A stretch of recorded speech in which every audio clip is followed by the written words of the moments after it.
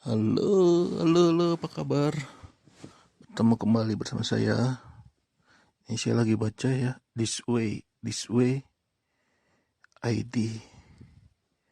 Polri tarik kasus Brigadir J dari Polda Metro. Praktisi dari kemarin dikasih saran tapi ngeyel. Si beritanya ya, saya bacain ya. Lagi bete, ya ini siapa? Jadi baca ini aja sama pendapat Jakarta Thisway.id. Penarikan kasus kematian Brigadi J ya, Joshua dari Polda Metro Jaya ke Mabes Polri menjadi perhatian publik. Padahal sejak awal tuh pihak kuasa hukum keluarga Brigadir J sudah menjalankan hal tersebut. Mana nih iklan? Saran itu disampaikan setelah munculnya blunder dari statement-statement yang disampaikan baik dari Polda Metro Jaya sampai Polres Jakarta Selatan. Dari kemarin dikasih saran tapi ngeyel. Kasus sudah masuk hari kedua, ini diambil alih. Jelas praktisi hukum Syamsul Arifin kepada Thisway ID Minggu 31 Juli 2022. Sejak awal, usulan penarikan kasus kematian Brigadir J ke Mabes Polri sebenarnya mempertimbangkan banyak hal agar mengantuk kerja efektif dan efisien dalam manajemen sidiknya. Loh, pihak pengacara kan sudah ngomong, bahkan ada nada keberatan kalau disidik di Polda Metro Jaya. Apalagi sekelas Polres Jakarta Selatan. Maka itulah setiap saran dan kritik dipertimbangkan. Itu kan dibuat kebaikan Polri, paparnya.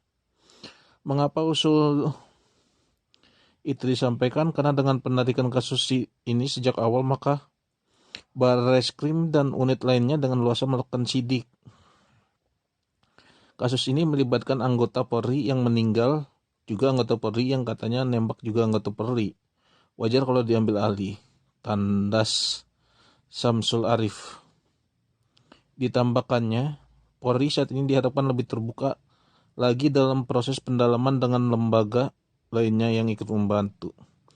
Contoh saja dengan Komnas HAM, kasih itu CCTV yang rusak. Berikan pula ponsel Sanbo dan istrinya Putri Chandrawati, termasuk penyidik Brigadir J. Kenapa harus ditahan-tahan? Sergahnya. Kerja Polri akan lebih baik jika mengedepankan sikap terbuka dan transparan terhadap dinamika yang ada.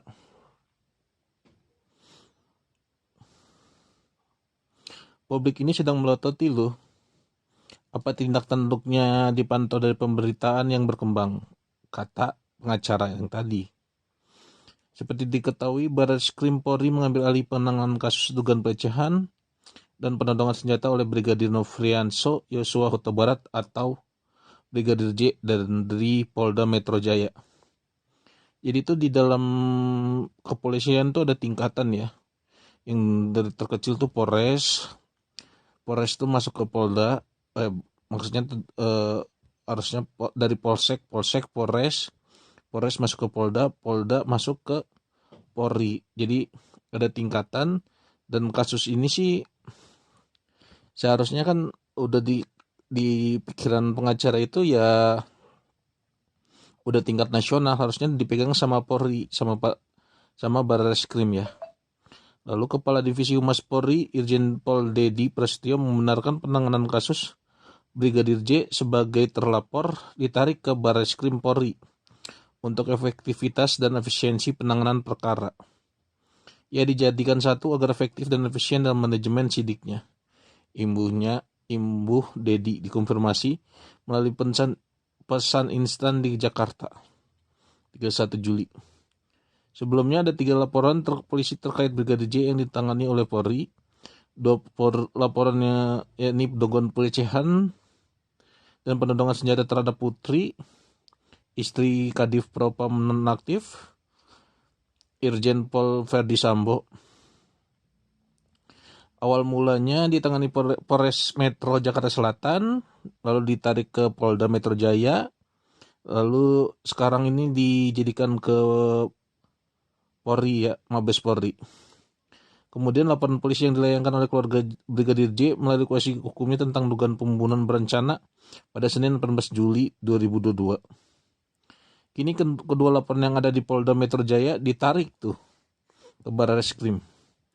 Terkait dua laporan yang ditarik dari Polda Metro ke Barreskrim, jadi mengatakan penyidikan tetap melibatkan penyidik dari PMJ. PMJ itu dari Polda Metro Jaya. Oh, berarti dibantu juga sama yang dulu, sama yang Poldanya.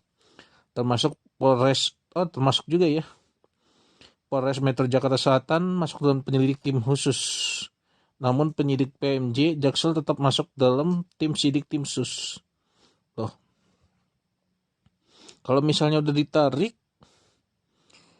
itu kan hingga hari kedua sejak peristiwa tewasnya Brigadir J dalam baku tembak, Polri belum menetapkan satu tersangka pun.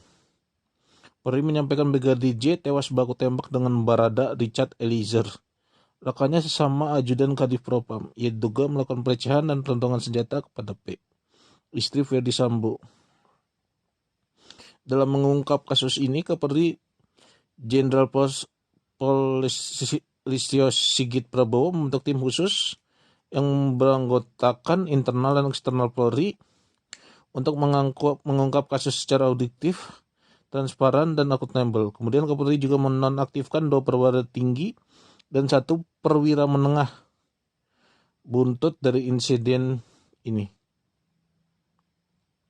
Mereka yang dicopot dari jabatannya ini Irjen Pol Ferdi Sambo dari jabatan Kadif Propam, Brigjen Pol Hendra Kurniawan dari jabatan Karo Pengamanan Internal, dan Kombes Pol Budi Herdi dari jabatan Kapolres Metro Jakarta Selatan.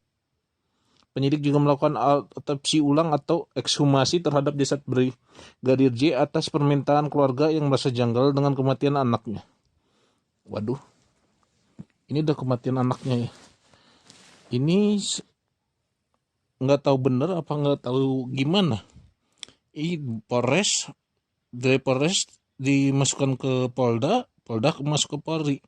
Tapi yang rada anehnya sih, ini menurut saya ya, pandangan saya, ini kan sudah apa sih, kalau udah diambil ke yang lebih tinggi, berarti kan tingkat kepercayaannya itu sudah mulai menurun kan, terhadap yang tingkat lebih rendah. Kenapa masih ada tim yang dari Polres masuk ke tim Mabes Polri ya? Itu yang harus dipertanyakan. Lalu yang kedua kan ini kan sudah dilihat juga Ferdi Sambo, Irjen Polisi Ferdi Sambo ini dicopot dari jabatannya, dinonaktifkan. Brigjen Polnya juga dinonaktifkan, dan Kombes Polisi Budi Herdinya juga dinonaktifkan juga. Terus yang Barada E-nya kemana? Yang dia tuh sudah mengaku dia tembak menembak, sedangkan yang di 3 orang ini dia belum mengaku. Istilahnya tidak ada pengakuan dari mereka kalau mereka itu ikut campur dalam proses pembunuhan. Tapi Baradae yang mengaku tembak menembak, otomatis kan dia yang berarti melakukan pembunuhan. Kenapa dia justru malah bebas, sedangkan 3 jenderal ini malah dicopot dari jabatannya? Di sini ada aneh sih kalau menurut gue sih. Kok bisa yang 3 jenderal aja tuh nggak bisa ditahan jabatannya, sedangkan yang Baradae yang menembak sudah mengaku menembak, jabatannya juga jabatan bukan sekelas jenderal, jabatannya sekelas tamtama, yang mati brigadir, istilahnya pangkatnya di atasnya. Kok nggak ditahan si Baradae-nya ini? Jangankan ditahan deh, istilahnya dinonaktifkan dulu, dirumahkan dulu gitu misalnya. Justru malah yang 3 jenderal ini yang dinonaktifkan. Ada apa? Apakah pangkat Baradae lebih tinggi dari 3 jenderal ini? Dan yang aneh ini juga yaitu kenapa tim tim dari Polres Polda masuk ke tim juga ikut ke Polri. Lalu buat apa tim itu diambil gitu loh? Dipindahkan ke Polri, ke Mabes Polri. Bukannya karena ketidakpercayaan, kekurangan percayaan. Soalnya sudah 3 minggu. Sudah 3 minggu proses belum ada tersangka. Padahal sudah ada pengakuan. Ini kan sangat-sangat lucu. Sudah ada pengakuan dan ada saksi. Saksinya kan istri Ibu Putri. Kecuali belum ada pengakuan, belum ada saksi. Ini sudah ada saksi, sudah ada bukti, sudah ada pengakuan 3 ini. Lalu kenapa tidak ada tersangka? Istilahnya seperti itu. Kalaupun misalnya oke lah proses tembak menembak ya, proses dua pihak. Kan harus ada tersangka. Yang satu sudah mati. Otomatis yang satunya lagi dong yang ditahan. Nah, proses pembuktiannya dari yang Baradae inilah yang harusnya dibuktikan di dalam persidangan. Iya dong. Apa gimana? Apa saya salah? Rada-rada. Sampai 3 jenderal perwira menengah dinonaktifkan, tetapi bukan perwira ya, prajurit. Tamtama yang nembak ngaku nggak ditahan sama sekali, tidak ada tersangkanya. Apakah kurang bukti? Kalau dibilang kurang bukti, dia udah mengaku, sudah ada saksi. Kurang apa lagi?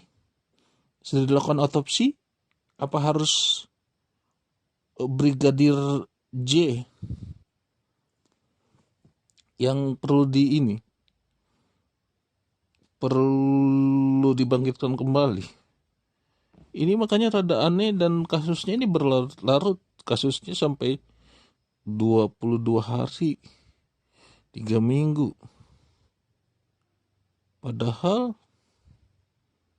ada peristiwa penembakan di sebelah sana yang dilakukan oleh seorang suami yang tentara kepada istrinya. Itu dalam 3 hari langsung terungkap. Langsung apa ya istilahnya? Langsung terpecahkan, langsung bunuh diri. Nah ini boro-boro. Aduh, ampun. Apakah keadilan di negeri ini sudah mulai berkurang? Terus dimotivasi Polri, ditunggu dan dikawal seperti apa pengadilannya selanjutnya. Terima kasih. See you next time.